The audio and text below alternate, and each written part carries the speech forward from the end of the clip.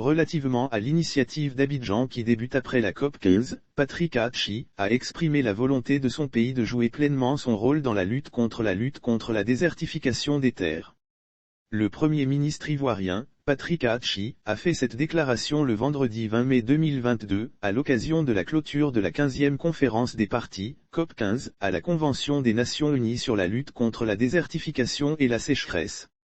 Avec la COP 15 qui s'achève, avec l'initiative d'Abidjan qui débute, la Côte d'Ivoire veut jouer pleinement son rôle dans la lutte contre le réchauffement climatique, dans la lutte contre la désertification des terres, dans la restauration des équilibres environnementaux primordiaux pour l'avenir de la planète, dans la promotion de modèles agricoles plus efficaces et intelligents, face aux enjeux climatiques, démographiques et économiques, a-t-il déclaré.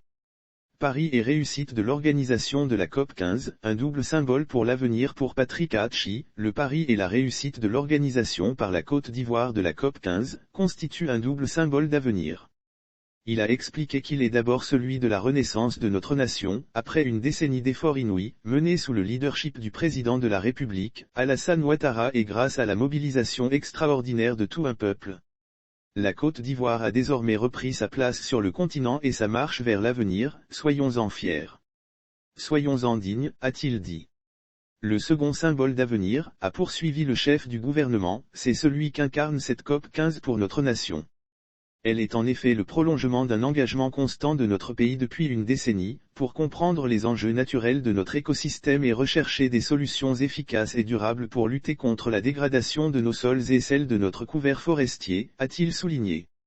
Le Premier ministre a félicité l'ensemble des membres du gouvernement ainsi que le comité d'organisation de la COP 15, pour avoir tout mis en œuvre pour la réussite de cet événement planétaire, en terre ivoirienne. Il a vivement remercié le secrétaire exécutif de la Convention des Nations Unies, Ibrahim Thiaw, et son équipe, pour leur soutien et leur franche collaboration. Il s'est félicité de l'engagement pour la réussite de cette convention, des 197 États parties, des institutions du système des Nations Unies, des partenaires au développement, de la société civile et du secteur privé.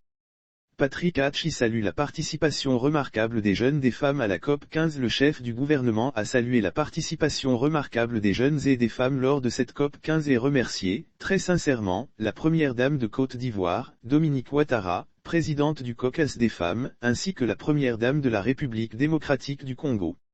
Lire aussi COP 15, Patrick Hachi appelle à faire preuve d'efficacité et de célérité dans la mise en œuvre des projets. Il a tenu à remercier les États parties pour l'élection du ministre Alain Richard Dongwayi, président de la COP 15.